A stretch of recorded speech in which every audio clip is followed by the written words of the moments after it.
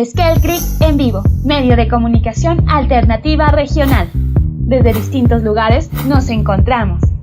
Trascendemos fronteras territoriales y digitales para crear procesos de participación inclusivos y diversos. Martes, ciudades sostenibles y resilientes.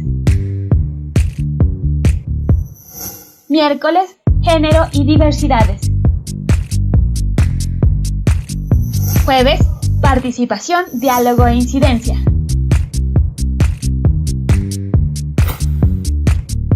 Esquel, 30 años de acción colectiva.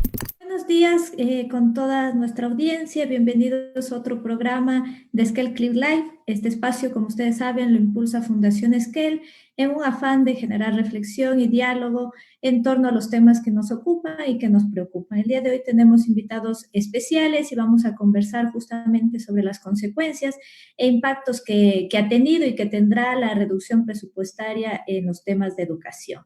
Antes de avanzar con nuestro programa, les recordamos que estamos en todas nuestras redes sociales, en Facebook, Twitter, Instagram, como Fundación Esquel, así que les invitamos a que se conecten, a que nos sigan, a que nos envíen sus comentarios. Vamos a estar compartiendo este espacio con Daniel Cárdenas, él es técnico de seguimiento y monitoreo de Fundación Esquel, y el día de hoy va a ser nuestro comoderador y interactuando con ustedes, con la audiencia y con el público. Así que hola Dani, bienvenido a este espacio. Hola Gaby, muchísimas gracias. Pues también agradecer la invitación que realiza la Fundación para poder debatir estos temas que son tan importantes. Esta reducción presupuestaria en términos de educación supone también este tema de ver los derechos de la ciudadanía. Invitamos a todos para que puedan hacerse presentes en redes sociales, a quienes estén viendo este video, que compartan, que debatamos, que pongan sus preguntas en todas las redes sociales en donde planteemos estas preguntas a estos expertos que tenemos el día de hoy con nosotros. Gracias, Dani. Así es, les invitamos a que nos manden sus dudas, opiniones, comentarios a nuestras redes. Y bueno, vamos a arrancar con este programa.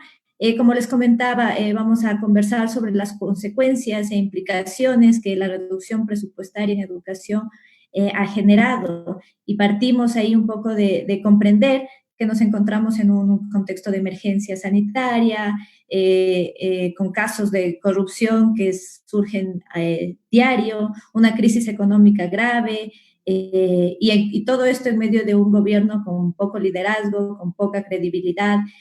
Un poco en todo este contexto surge una decisión de reducción del presupuesto educativo de alrededor de 98 millones en temas de educación superior, pero no solamente la educación superior se vio afectada, sino también la educación básica, preescolar y bachillerato también tuvo un impacto en esto.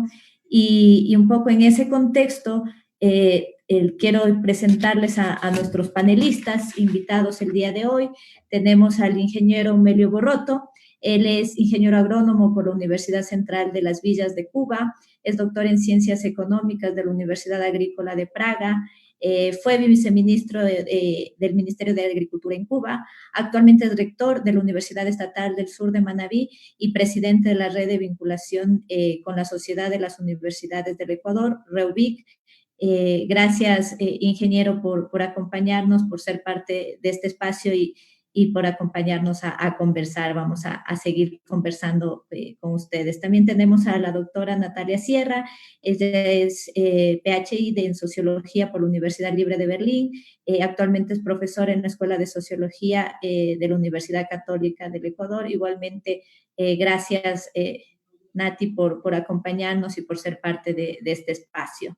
Y también nos acompaña Andrés Quispe, él es expresidente de la Federación Ecuatoriana de Estudiantes Universitarios a nivel nacional, actualmente es dirigente nacional de la UNE, docente universitario de nivelación de carrera de la Universidad Central, articulista de las revistas Plan B y Rupturas,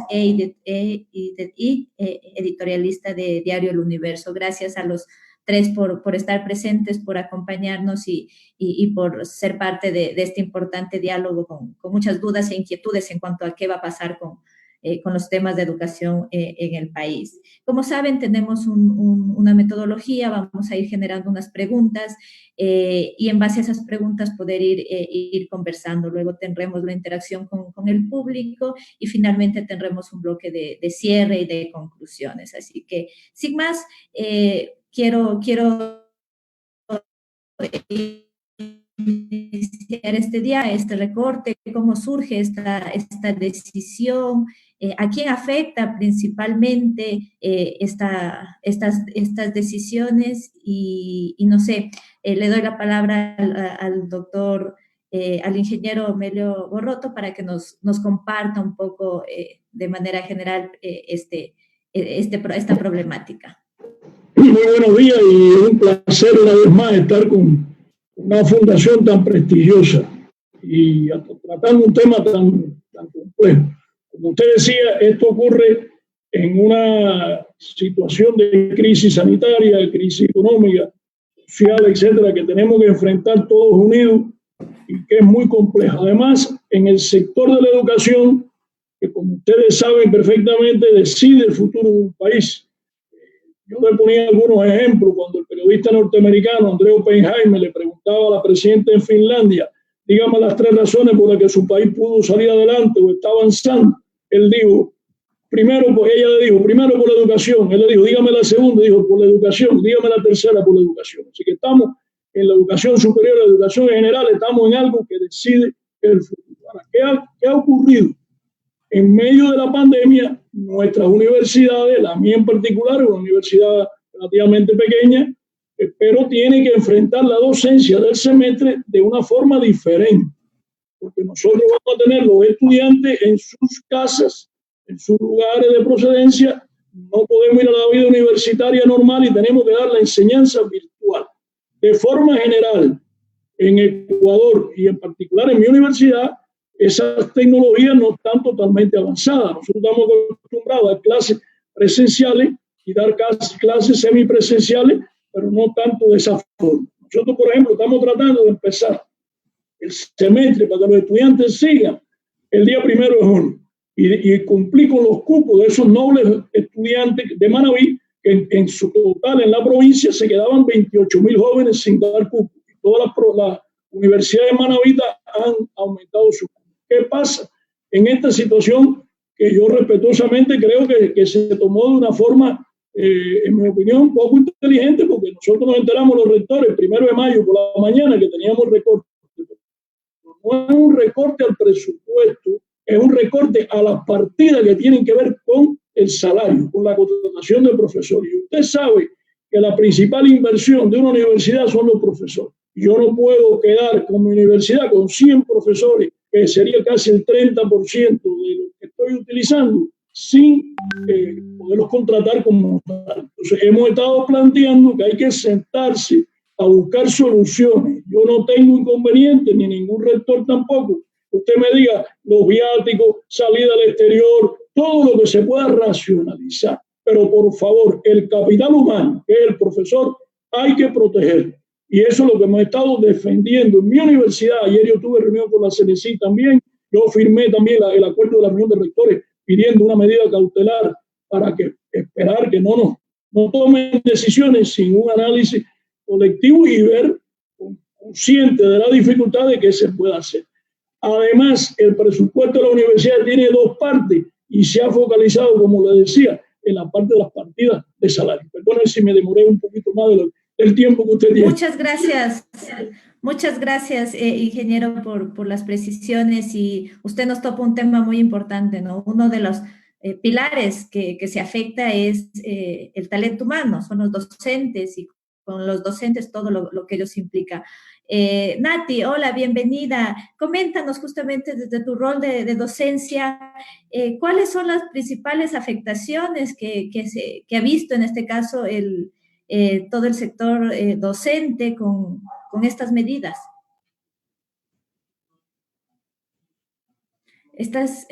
Nati, buenos días. ¿Ya? el micrófono. Sí, ya, buenos días, Te gracias por la escuchamos. invitación. Bueno, yo trabajo en la Universidad Católica, ¿no? Que es una de las universidades cofinanciadas, pero independientemente del lugar donde uno trabaja, creo que en la situación que estamos atravesando a nivel mundial, se ha puesto absolutamente de manifiesto que lo prioritario en todas las sociedades es alimentación, salud y educación, ¿verdad? O sea, siempre ha sido así, pero ahora se hace esto evidente. Y entonces, creo que cuando los gobiernos, ¿sí? Lo primero que afectan es estos tres derechos de los seres humanos, o sea, me parece que están cometiendo errores que pueden llevar a tragedias sociales, que de alguna manera ya lo estamos viviendo. Es decir, el tema del colapso del sistema sanitario, por ejemplo, es parte de una política gubernamental, no solo de aquí, sino a nivel mundial, de haber afectado los presupuestos a la salud pública. Lo mismo pasa en educación.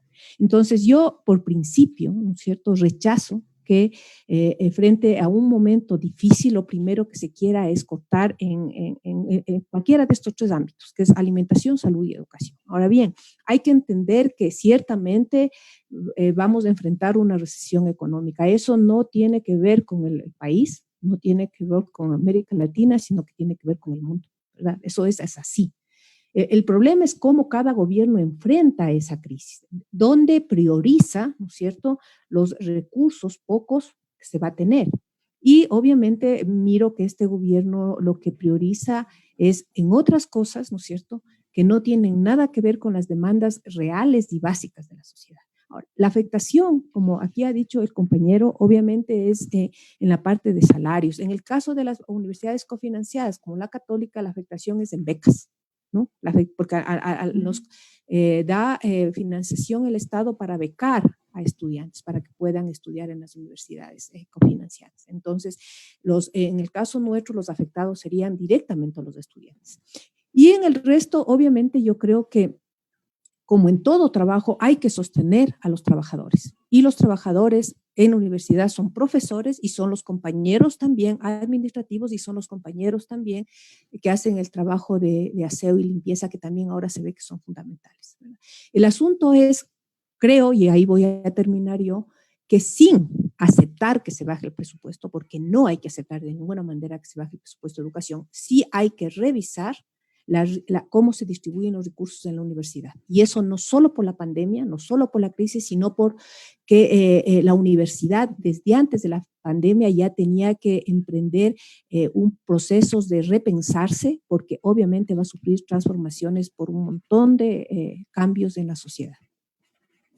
Gracias, Nati. Muy importante, yo me quedo con dos ideas que las iremos desarrollando más adelante, es también cómo estas medidas afectan al sector educativo privado, ¿no? Que parecería que no tendrían ninguna afectación, pero son bastantes y muy, muy importantes las afectaciones. Y justamente la último planteamiento que hacía Nati, ¿no? Cómo las universidades deben entrar a nuevos procesos y nuevos replanteamientos de sus presupuestos y en general de su rol, ¿no?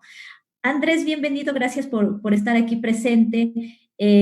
Coméntanos desde la visión estudiantil de dirigencia,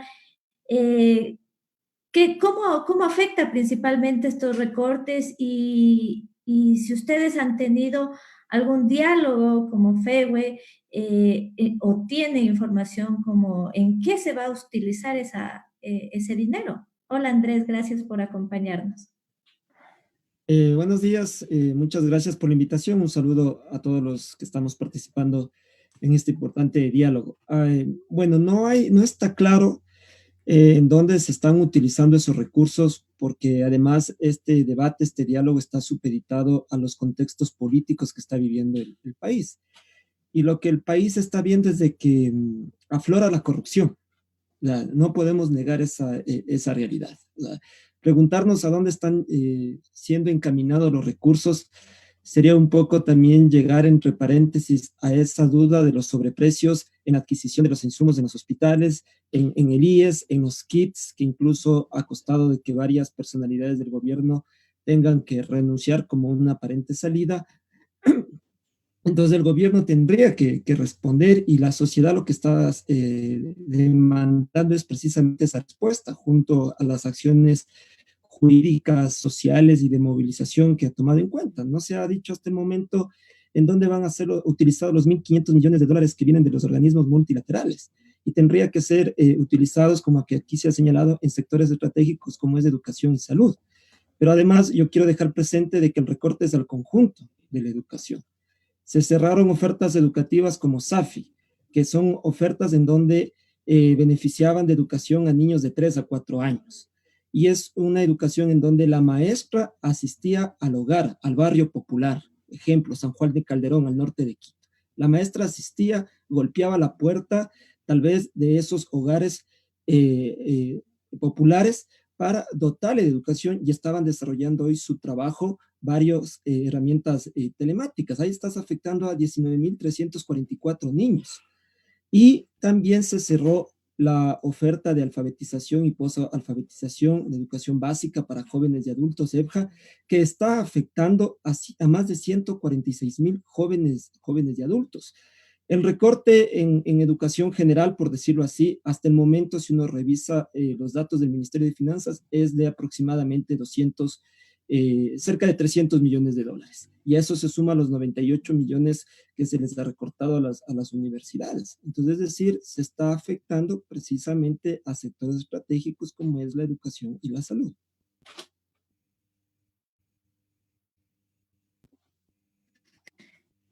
Gracias, Andrés. Creo que esta primera intervención nos introducción y con ello todas las consecuencias, impactos y que se va a generar no solamente en el sistema educativo, sino a nivel de la sociedad. Antes de seguir avanzando y profundizando en la temática, quiero darle paso a Dani para que nos comente cómo está la interacción, cómo están los primeros comentarios, dudas que se están generando en redes. Sí, muchas gracias, Gaby. Bueno, ya tenemos a 67 personas que nos están viendo en este momento y tenemos algunos saludos, pero cuéntenos desde dónde nos ven, desde qué parte del país o incluso fuera del país nos están viendo. Tenemos saludos de César Ulloa, que nos dice que muy buena iniciativa, de Carlos Cabrera, también desde Guayaquil, Franklin Toala, desde Puerto Viejo, también nos saluda, Luis Calle nos envía una felicitación. Nos dice que el análisis de estos temas son las mejores estrategias para generar opinión en la ciudadanía, y de hecho eso queremos invitarles precisamente a que se sume toda la gente a estos conversatorios, nos cuenten desde dónde nos están viendo y que nos planteen preguntas también para los panelistas aquí también. Edi Vaca también desde Cotopaxi nos manda también saludos. Luz María Pillaga desde Cuenca también nos envía saludos. Mariana Bock también nos envía saludos. Y bueno, invitarles también al resto de personas que se siguen sumando y bueno, si ustedes pueden compartirlo con las personas que ven que podrían tener interés, pónganlo en sus muros para poder tener más comentarios al respecto. Eso por el momento, Gaby. Gracias, Dani. Les invitamos a que nos sigan compartiendo sus dudas e inquietudes mientras avanzamos con el diálogo. Una de las preguntas que nos surge luego de las primeras intervenciones es, sin duda la problemática es inmensa, es bastante compleja. Todas las medidas ponen en riesgo el ejercicio y el derecho a la educación. Coméntenos, y ahí me gustaría recibir las percepciones de ustedes, más allá de los impactos, de las consecuencias que vamos a tener como sociedad, ¿qué acciones se han venido realizando desde las instituciones a las que se representan? Y qué propuestas también se han ido generando en este diálogo, ¿no? Omelio, no sé si nos comenta. Bueno, mi opinión es que todas las universidades ecuatorianas han estado desde el primer momento ayudando a enfrentar los problemas de la pandemia.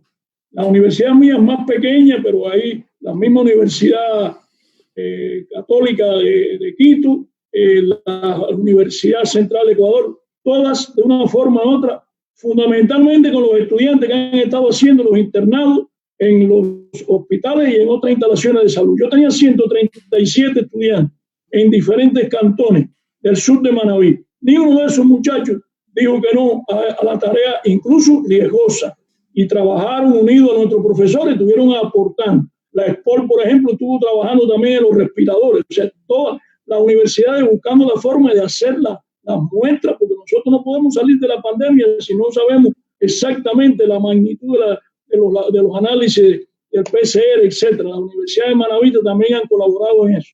O sea que todas han jugado un papel y están dispuestos a jugarlo. Yo formo parte de la Asociación de Rectores Ecuatorianos que preside el doctor Galo Naranjo. Se está fortaleciendo esa asociación.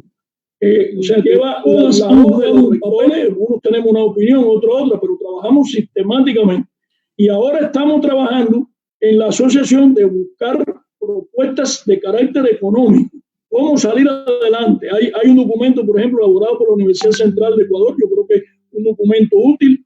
La Asociación de Rectores lo está haciendo. Yo, en el caso del sur de Manabí, estoy trabajando para hacer las escuelas, como tú conoces, que has estado conmigo allí, las escuelas de liderazgo y emprendimiento. Hemos hecho 30 sin que nos haya dado un centavo ni el Ministerio de Finanzas ni la CNCI. La hemos hecho en horas extras, sábado, domingo, para ayudar a que los proyectos sean sostenibles y podamos ser competitivos en el mercado internacional y poder enfrentarnos. Eso es lo que te puedo comentar de lo que han estado haciendo las universidades activamente. Omelio, en relación a esto último que nos comentaba de todo el trabajo que ha venido haciendo la academia y con ello las investigaciones, el Consejo de Educación Superior aprobó un acuerdo que igual sigue siendo un duro golpe justamente a las labores de investigación. Si bien los temas de investigación como tal tenían un recorte presupuestario desde mucho antes, con estas nuevas medidas, todas las labores de investigación quedarán mucho más complejas de realizar. ¿Cómo está dando respuesta, en este caso, las autoridades universitarias a esta medida, a este acuerdo que lo firmó CES? Bueno, yo estoy claro de que la investigación en las condiciones actuales en este semestre tendrán que ser en determinados aspectos puntuales, que haya determinado financiamiento, determinado objetivo. Decir que llevarla a cero, en mi modesta opinión, es un error. Tenemos que seguir haciendo investigaciones y tenemos que seguir haciendo vinculación con la sociedad de una forma más racional en función de las condiciones de cada territorio. Nosotros pensamos que el profesor universitario puede aumentar la carga docente, pero hasta un valor lógico. Si usted me pone una carga docente, un profesor dando 26 horas de clase, tiene además que dar clases por la vía virtual, que no está suficientemente preparado, ¿quiénes se va a afectar? Algo que dice la Constitución de la República, que es la calidad de la enseñanza. Y se van a afectar nuestros queridos estudiantes, porque nosotros, la razón de ser de una universidad son los estudiantes, y los estudiantes tenemos que protegerlos por encima de todo. Ellos incluso no tienen los medios adecuados. En el caso de Manabí, en el caso de los míos del sur de Manabí, no tienen los medios de informática adecuados para poder hacer una enseñanza como pudiera ser en otro lugar. Por lo tanto, los profesores nuestros tienen que hacer un gran esfuerzo para lograr éxito en esas circunstancias. Por eso es que nosotros defendemos lo que la doctora Bárbara decía muy eficientemente. Nosotros no queremos que salga un profesor, ni de los titulares ni de los contratados, y no queremos que salga ningún trabajador, pero además el que salgan de la universidad crea un problema social de diferentes magnitudes, pero tú que has estado conmigo en Ipiapa, una población de 42.000 habitantes, donde la universidad juega un papel económico, social, es un golpe demoledor, y en medio de un proceso donde nosotros hemos tenido más de 130 personas fallecidas. Yo tengo 82 profesores míos que han fallecido sus padres o sus madres o familiares cercanos. 10 padres, 5 madres. Entonces usted cree que en ese momento usted le va a decir con un semestre que ya estaba organizado, que estaba planificado, usted ahora se va para la casa y no sigue en la universidad, perder ese talento humano sería un error garrafal. ¿Qué podemos hacer? Hay que limpiar, limpiamos. Hay que no viático. Todo lo que haya que racionalizar, pero no toques ni al trabajador de la universidad, ni toques al profesor. Esa es la posición del rector de la UNESUM y de toda su comunidad universitaria, porque el rector no solo tiene la opinión personal como la demás universidades. Nosotros tenemos que representar la comunidad universitaria. Eso es lo que te puedo decir, Gaby. Gracias, Omelio, por esta intervención importante. Nati, quizás tú topaste un punto importante, ¿no? ¿Cómo afecta esta resolución? Y ahí manifestabas los temas de las becas y efectivamente en el análisis que hacen es la eliminación de los recursos implica 42.000 becas a nivel nacional que se dejarán de dar y que estaban destinadas justamente a los sectores vulnerables. Asumimos y entendemos también que así como muchas empresas están cerrando, tengo entendido que muchas instituciones educativas privadas también están cerrando, también están haciendo esfuerzos por sostenerse, y eso a su vez implica que si se cierra un sector, una escuela, una institución privada, este personal, tanto docente como estudiantes, van a ir a un sistema público de por sí saturado, como decía Omelio, con una calidad compleja, con límites antipedagógicos de enseñanza. ¿Cómo se está trabajando la academia en el sector privado estos recortes? ¿Cómo le afecta y qué consecuencias están avisorando? Bueno, primero quiero aclarar que yo no represento a la Católica, yo trabajo en la PUS, pero no puedo asumir representación, ¿no?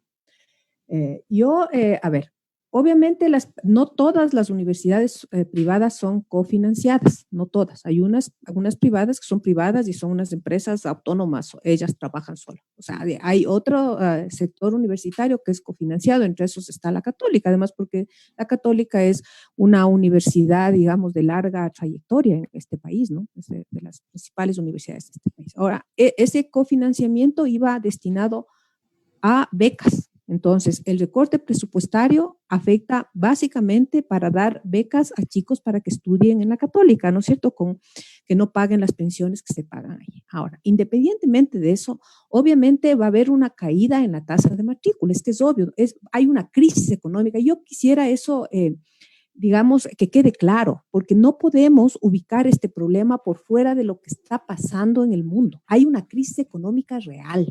O sea, ¿no? Una crisis económica incluso que está desafiando a la humanidad, a gran parte de la humanidad, a repensar modelos económicos, modelos políticos, ¿no es cierto? Hablan incluso de que estamos al fin de un modelo económico y político que ha dominado los últimos 50 años, 60 años, que es el neoliberalismo. Y la universidad estaba dentro de ese modelo. Es decir, yo quiero que se entienda que no es un problema solo del presupuesto. Es un problema de repensar toda la universidad. Entonces, en esta crisis, yo voy a dejar planteado dos cosas para, digamos, como base. El gobierno tiene posibilidades de encontrar recursos de otros lados. El problema es que necesita voluntad política para atacar a grupos de poder, ¿ya? ¿No es cierto? Estoy pensando en la banca, por ejemplo, estoy pensando en grandes corporaciones que pueden dar impuesto a la sociedad, altos impuestos a la sociedad para poder tener los recursos, ¿verdad? Pero digamos que si ya se hace eso y todavía estamos en crisis, porque va a haber una crisis fuerte, y eso va a repercutir, por ejemplo, en el caso de las universidades privadas y cofinanciadas, que va a bajar la tasa de matrícula. ¿Qué hacemos? Porque es real, o sea, hay que ver el problema real. Y si no hay la beca, tampoco, ¿no es cierto?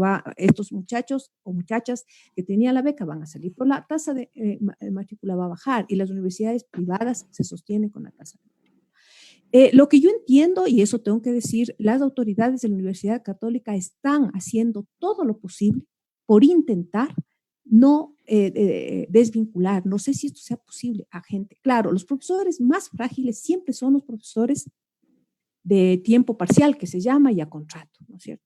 Entonces, yo creo que la universidad tiene que comenzar, cada universidad, a plantearse como comunidad solidaria.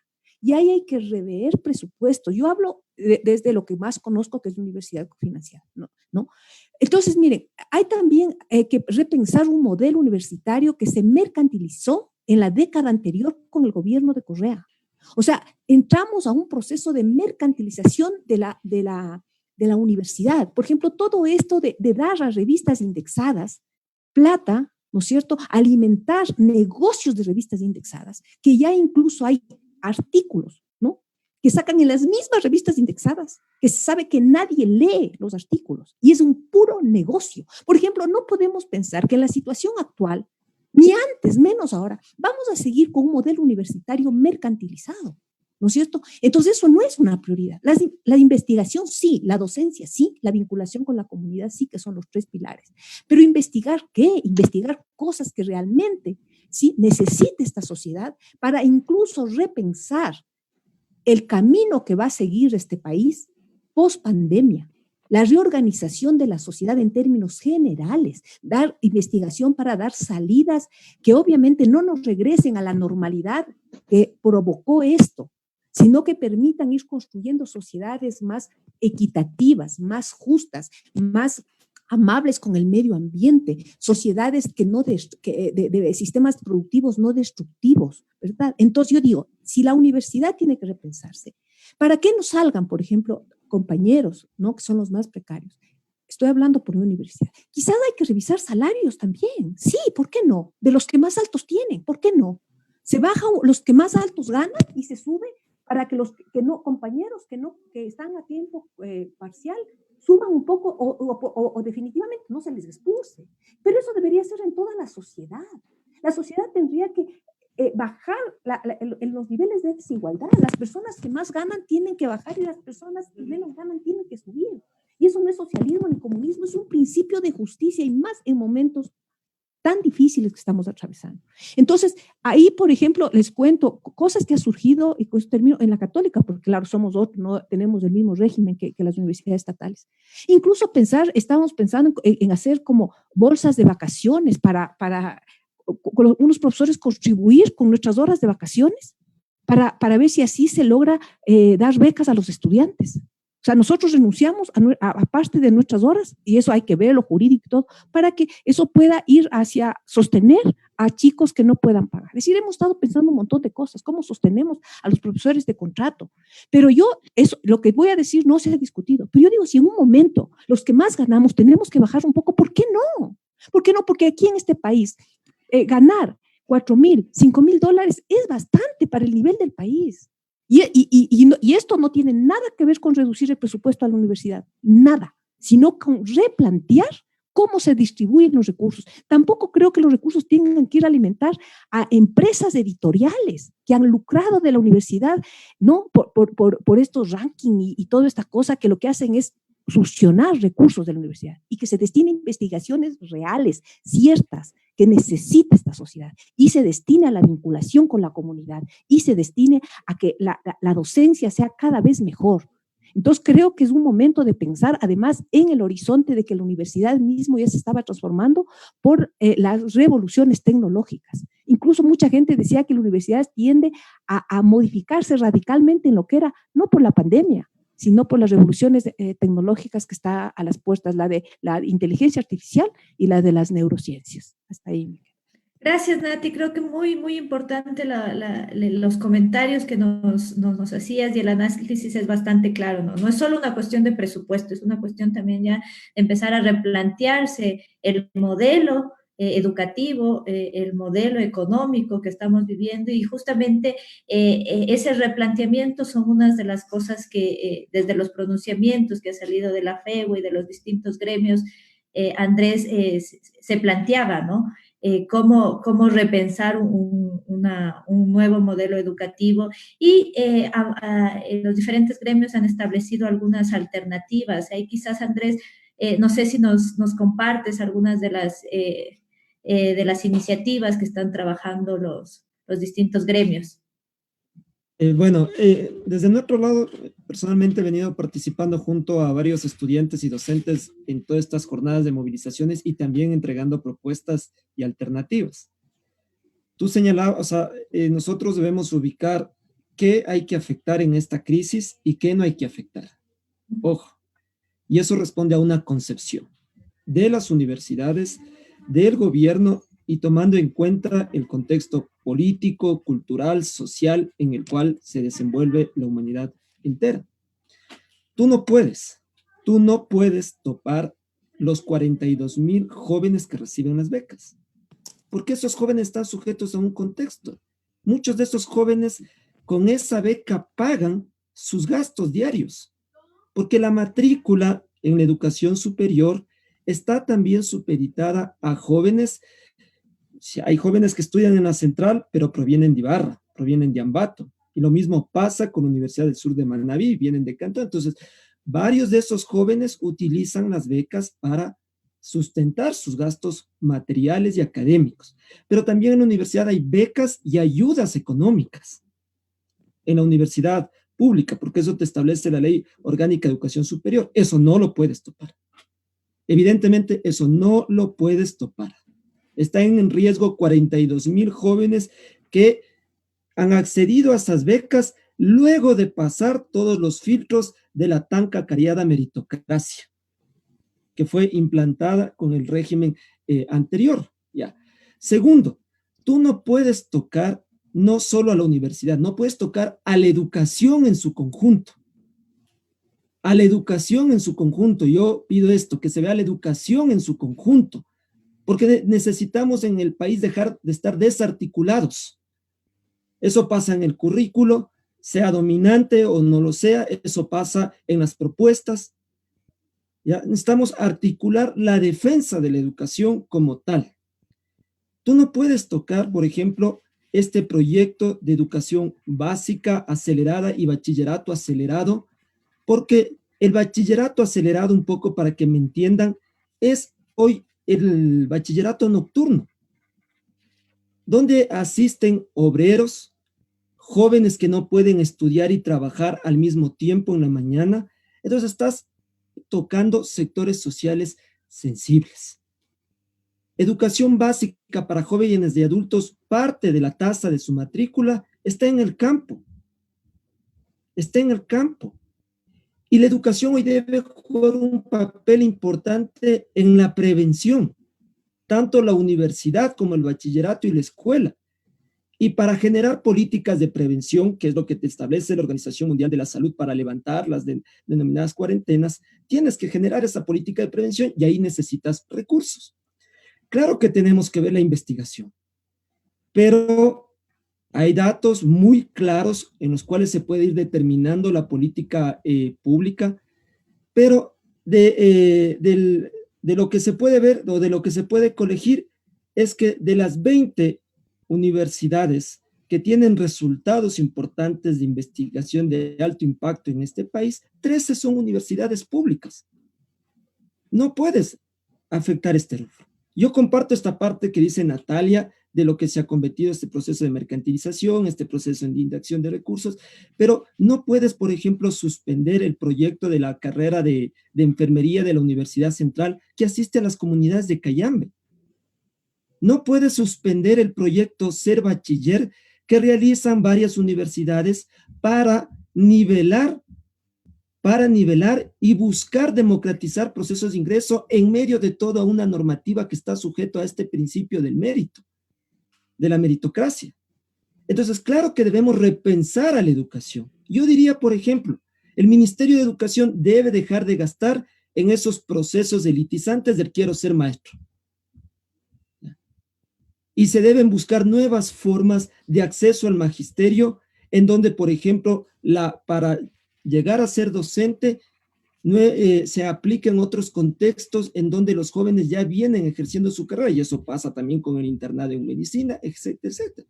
Pero esas herramientas de control, esas herramientas de vigilancia no están siendo topadas. Están siendo topadas proyectos, están siendo topadas áreas sensibles que están afectando derechos. Desde esa visión, entonces, claro que tienes que ver qué sociedad necesitas, qué sociedad buscas. Finalizo con esta parte. Aquí deben ustedes conocer que el segundo semestre del 2019, postularon más de 300,000 jóvenes para las universidades. Y las universidades ofrecieron 197,000 cupos, si no me equivoco. Podemos hablar de que de cada 10, 4 se quedaron sin cupo. La mayoría de postulantes a la universidad pública son jóvenes rezagados. son jóvenes rezagados. ¿Qué va a pasar? ¿Qué está pasando con estos jóvenes en el actual momento? ¿Cómo están enfrentando su aislamiento y cómo van a enfrentar en adelante? Entonces, claro que esto está supeditado a una crisis general, pero también está demostrado en esta crisis que si el campesino, que si el trabajador deja de producir, ahí es donde se para la subsistencia de la vida del ser humano como tal. Porque además también está demostrado que en el Internet hay solo conocimiento, perdón, hay solo información. Que en el Internet hay solo información y que el conocimiento es una construcción netamente humana. Y que no puede saturar con 100 o 60 estudiantes un aula virtual. Porque entran otros factores. Entonces necesitamos dejar de banalizar a la educación virtual, porque también la educación virtual ha demostrado lo excluyente que es esta sociedad y el sistema educativo como tal. Gracias, Andrés. Creo que estas intervenciones, un poco lo que nos han permitido evidenciar, es justamente lo que marcaba Andrés, ¿no? Y Natalia también nos comentaba, efectivamente hay que afectar, hay que revisar el modelo, hay que revisar dónde están presupuestos que efectivamente no son necesarios, y en ese revisar cómo no afectamos el acceso al derecho a la educación. Y creo que esa es una bandera que tanto la academia, los grupos estudiantiles de docentes y en este caso también varias de las organizaciones de la sociedad civil que también apoyamos esto, la bandera justamente es la defensa al derecho a la educación. No se puede dejar de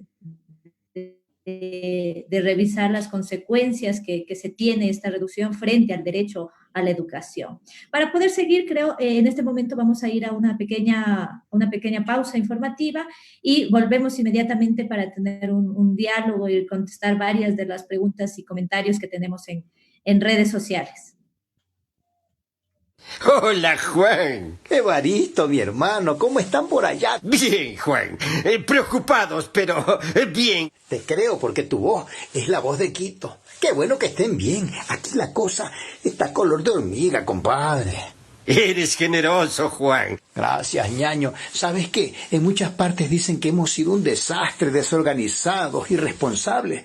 Lo que pasa es que no saben lo que es frentear los problemas. Si vieras a los afectados, a los que han perdido a alguien, se te rompe el guacho, ñaño. Es que otra cosa es saber que estás chido y no tienes cómo llevar un pan a tu familia. Es terrible. Hemos aprendido de ustedes. Guayaquil está diciendo cómo levantarnos desde la adversidad. Por eso, gracias, Juan Pueblo. Y hemos aprendido a fuerza de errores y dolor, pues equivocándonos también aprendemos. Así es, Juan.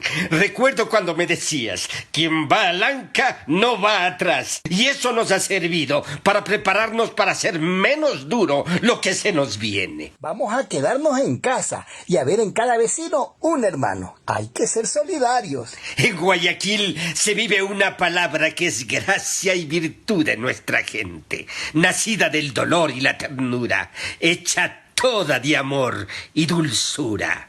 Solidaridad.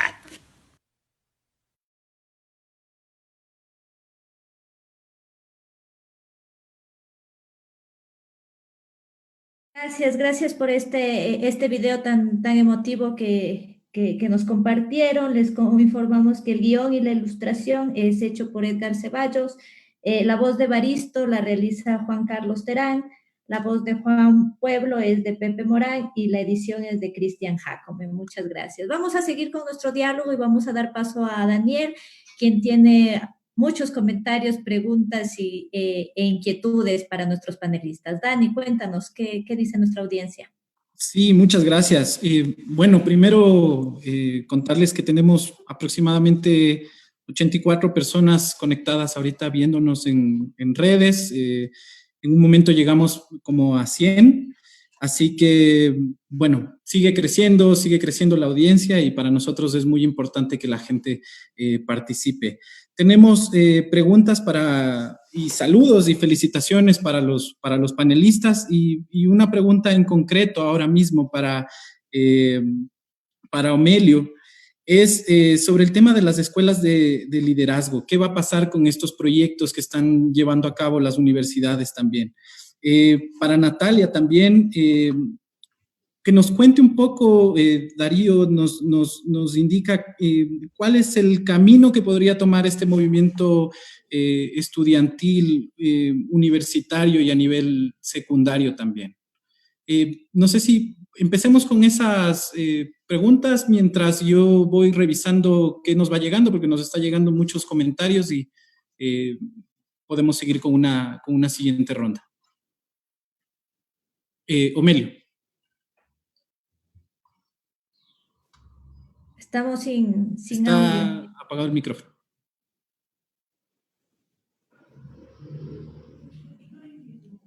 Ahora. Ahí. Según los datos oficiales que yo he recibido de Manabí, el 90% de los emprendimientos comienzan, se desarrollan, se estabilizan a los 2 años y después no son sostenibles. Teniendo en cuenta eso y otros factores más, hemos hecho 30 escuelas de liderazgo, que es lo que usted estaba planteando. Escuelas de 40 horas, educación continua. Damos 8 encuentros de 3 horas. Y para usted terminar la escuela, tiene que defender un proyecto ante un tribunal.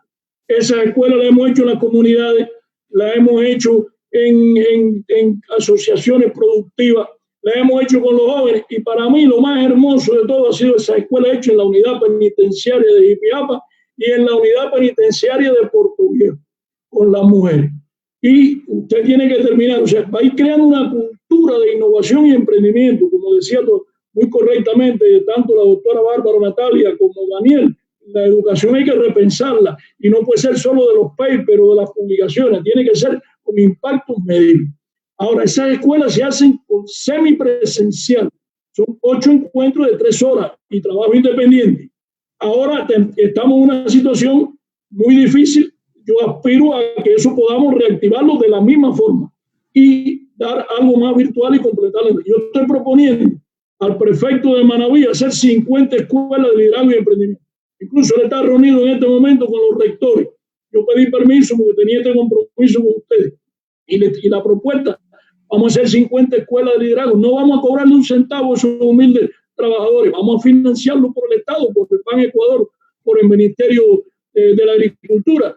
El mínimo, porque las que hemos hecho hasta ahora no le hemos pedido dinero a nadie. Pero eso no debe dejarse de hacer. Y la educación continua. Una sociedad no es solo de PhD, de los ingenieros. Una sociedad es también del pueblo humilde que se tiene que preparar y capacitar. Quería nada más que decir como último aspecto, que no tiene que ver directo con la pregunta, que estoy totalmente de acuerdo con la doctora Bárbara Natalia, que nosotros tenemos que ir a una universidad solidaria, mucho más solidaria. Y también con Daniel con las becas. Yo tengo la mayor parte de mis estudiantes, son humildes, son de zona campesina. Eso no me avergüenza, eso además es una fortaleza. Pero yo no puedo hacer lo que me dijo una funcionaria de finanzas. Reduzca el dinero de las becas y délo para las otras cosas. No, el dinero de las becas es un muchacho. O si ahora están en su casa para comprar determinados medios de computación, pero las becas de los estudiantes, incluso las universidades no llegamos a lo que dice la resolución, que es el 10% de la matrícula, darle las becas. Por lo tanto, reafirmo también ese concepto que se dijo hace un momento. Eso es lo que puedo decirle de la pregunta que me hizo y le hice la con complemento a esto para apoyar a la doctora y a Daniel. ¿Algo más? ¿Me estaba viendo, Gaby? Sí, pero más bien ahí le doy la palabra a Nati, que tenía también una pregunta en relación a que por dónde se debería mirar las propuestas y el trabajo del movimiento estudiantil. Bueno, es difícil a mí. Aquí está un compañero que es dirigente de los estudiantes, él va a decir mejor. Yo creo que toda la comunidad, no solo universitaria, sino toda la comunidad educativa tiene que exigir el derecho a la educación. Es un derecho y hay que exigir y hay que cuidar de que los gobiernos, empezando por ¿no es cierto?, no intenten atacar lo que es los presupuestos a la educación en todos sus niveles. Eso primero, estar siempre atentos.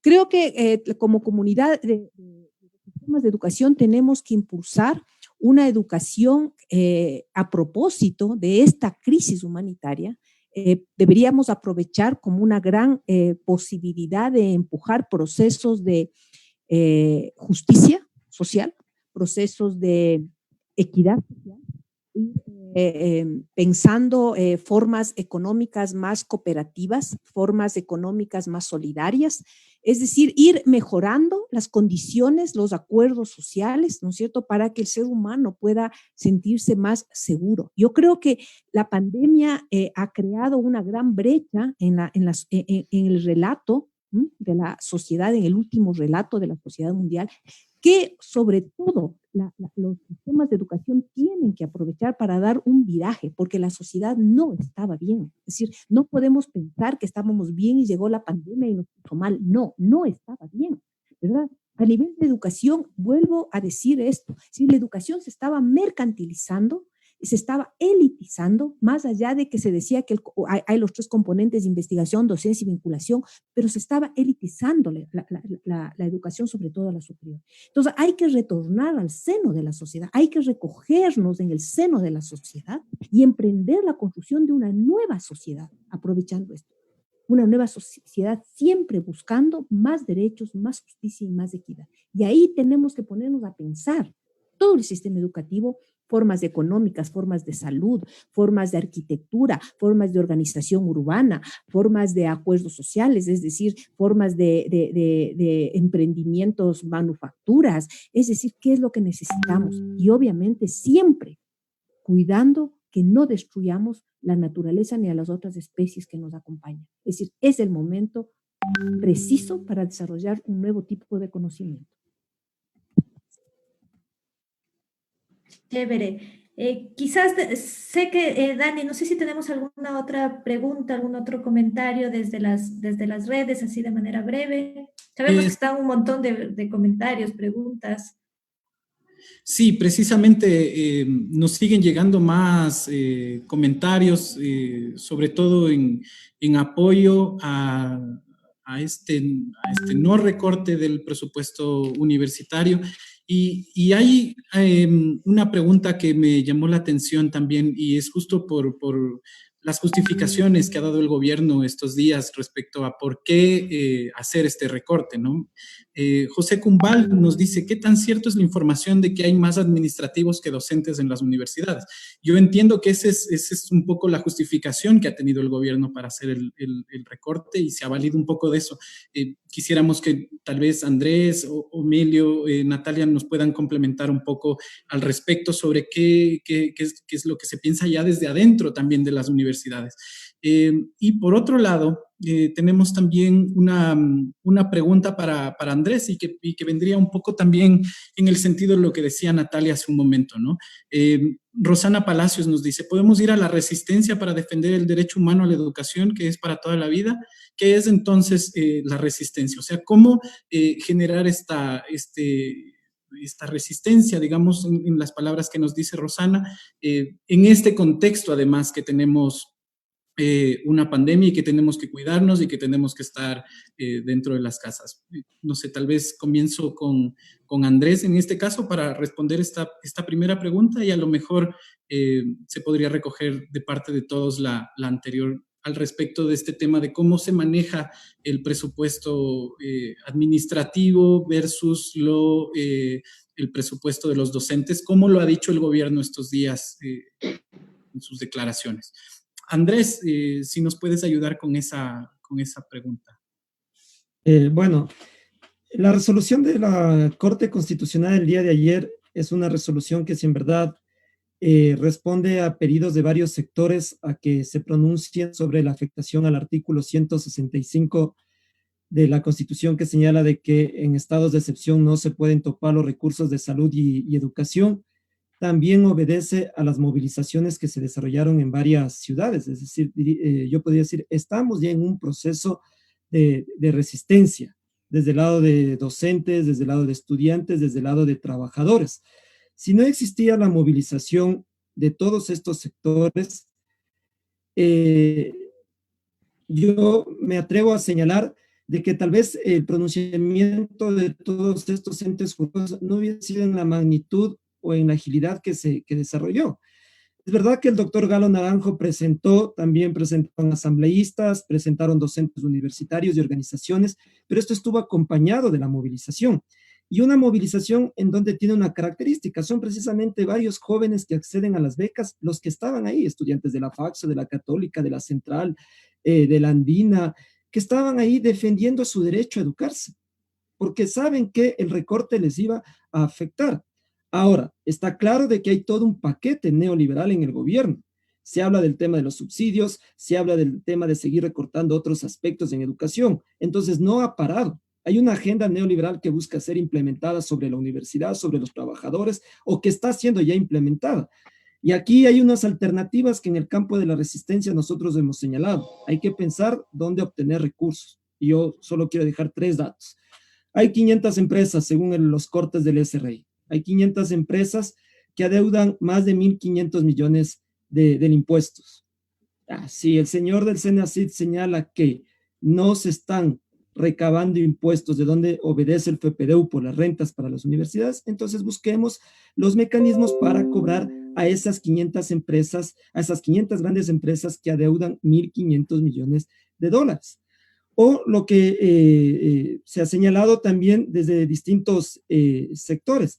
Hay 265 familias adineradas a los cuales se les debería poner un impuesto del 1% a sus ganancias, porque una cosa es lo que se está demandando, una cosa es la contribución que se le está demandando al trabajador como tal, al que se le quiere meter la mano en el bolsillo, una cosa es la contribución, pero otra cosa es demandar un impuesto a los que más tienen, y que son precisamente los que no están aportando a este país, porque además resulta que a ti te dicen contribuye, pero ese salario de donde te van a sacar tu contribución, ese salario está sosteniendo a toda una familia, porque en las familias se han producido despidos, han fallecido integrantes, entonces ese salario, por ejemplo, del maestro, ahora ya no tanto universitario como de básico, bachillerato, ya no solo está sosteniendo tal vez a unos, está sosteniendo a varias integrantes de una familia porque algunos han perdido sus trabajos. Ya, ojo. Y otra alternativa que han señalado las varias universidades y gremios y organizaciones sociales es la moratoria de la deuda externa. Ojo que Argentina aplicó la moratoria y hasta ahora no le han cerrado las cuentas a los organismos internacionales. Entonces yo por eso hay que ver a quién se afecta. Acá tiene que afectarse a los que más tienen y contribuir a esos emprendimientos, a las medianas empresas, dotarles de equipos de bioseguridad a los pequeños comerciantes que están abandonando la cuarentena para poder buscar alimentos y blindarle a la educación jurídicamente, socialmente, para que pueda desarrollar su investigación y el derecho a la educación tanto a nivel superior como a nivel general. Gracias, gracias.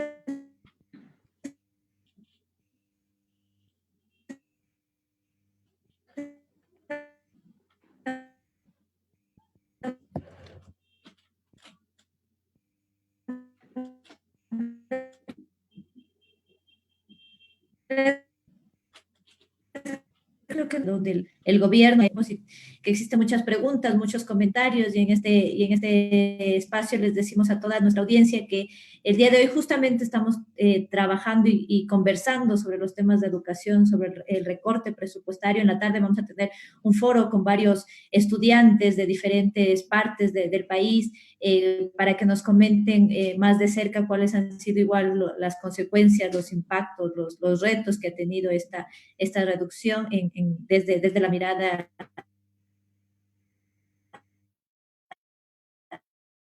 de los estudiantes. Si podemos terminar con algunas conclusiones, algunos comentarios finales antes de ir cerrando este debate que ha sido bastante importante, bastante rico y que sin duda nos deja también varios elementos para seguir discutiendo, conversando y que este sea un espacio que lo vamos a seguir seguir empujando para seguir garantizando que el derecho a la educación efectivamente no sea afectado. Así que le doy la palabra a Omelio para ir cerrando con algunas conclusiones y percepciones finales.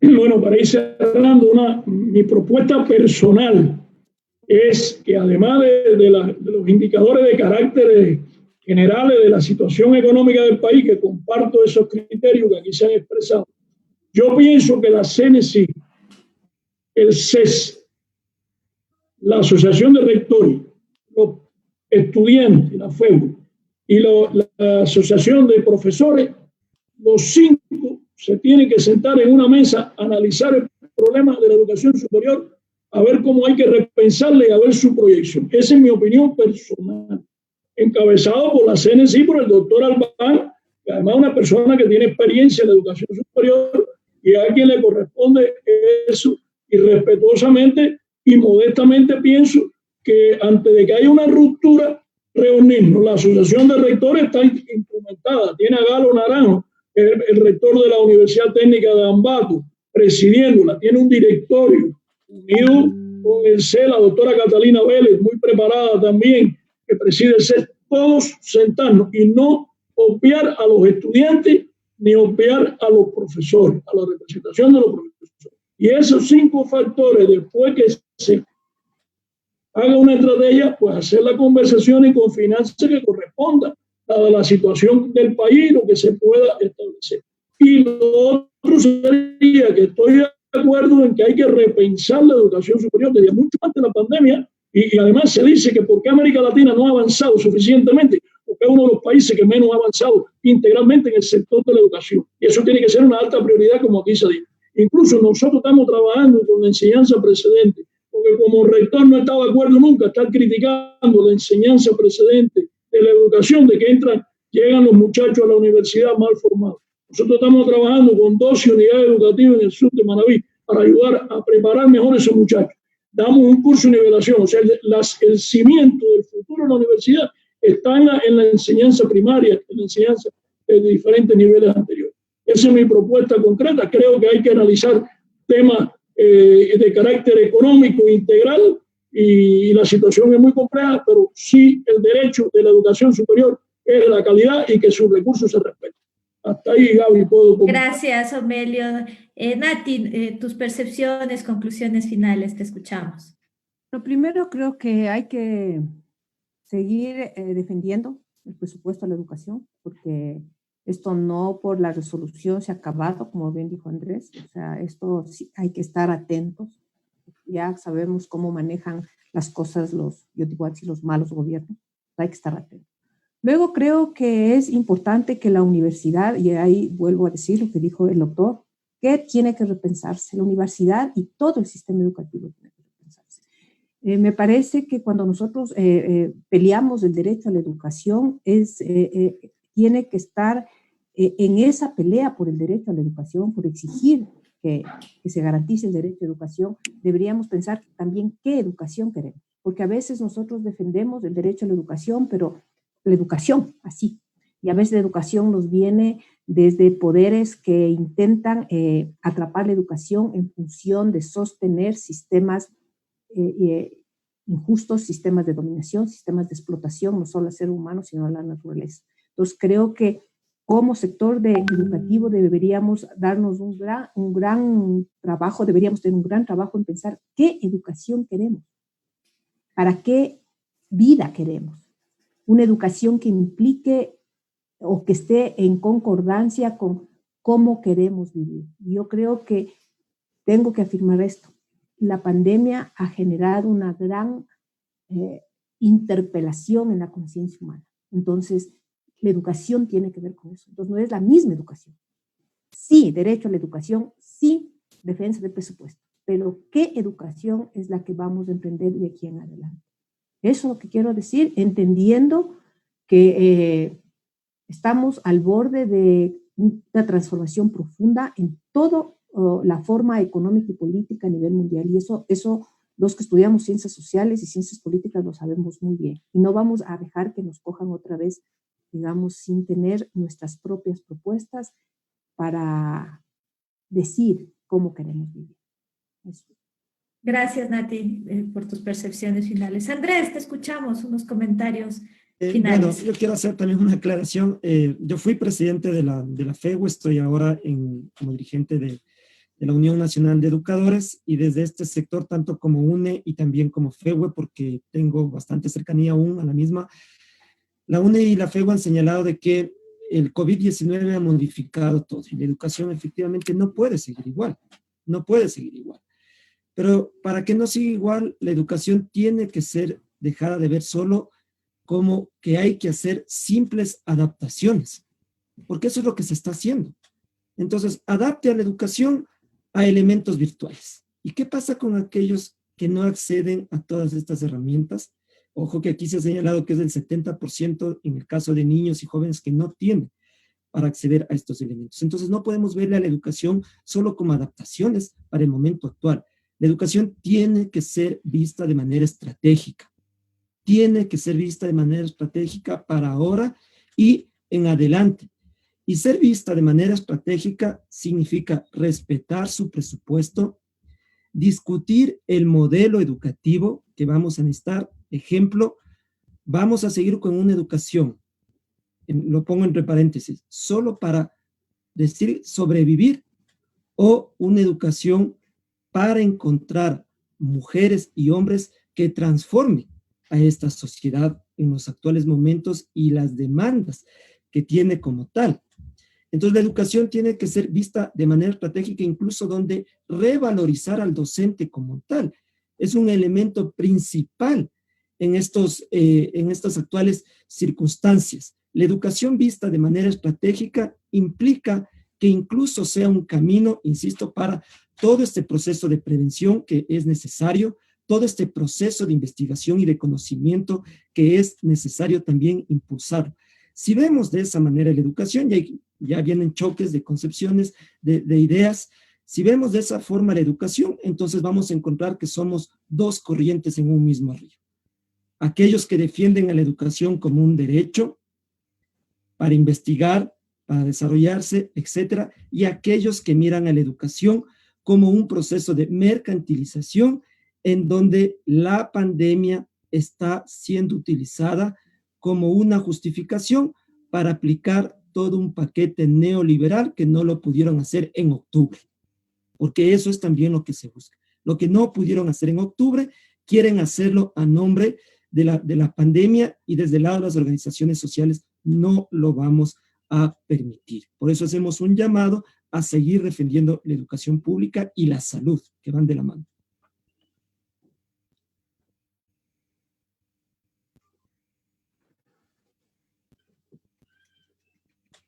Gracias, Andrés. Nos ha ido en el marco de este programa, de este conversatorio. La primera es justamente cómo construimos un nuevo pacto social.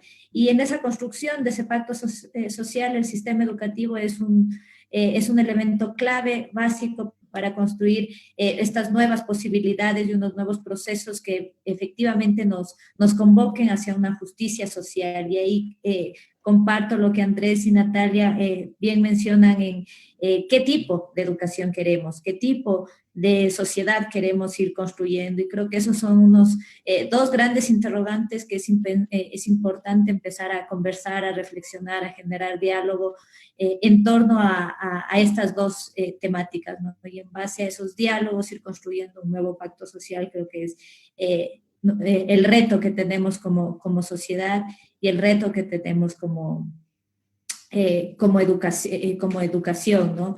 Quizás ahí para terminar, sumarnos también a la defensa del derecho a la educación y al debate de qué educación justamente queremos.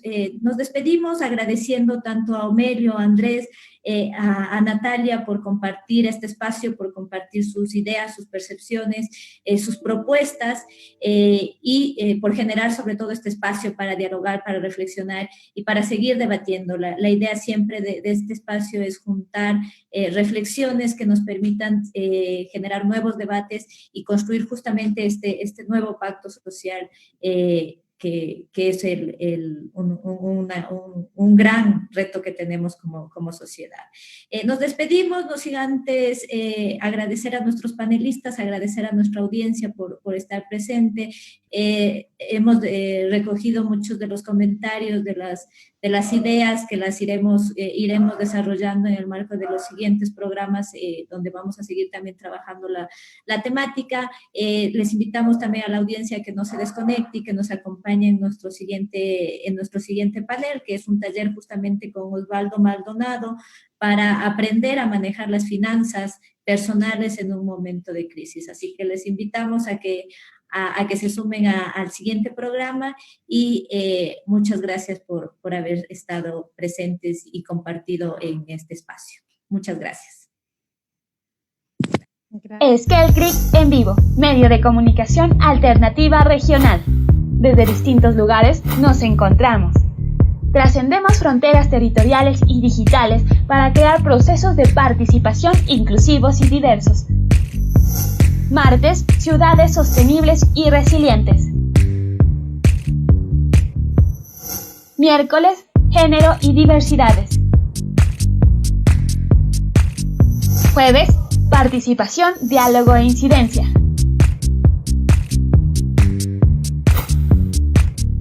Esquel, 30 años de acción colectiva.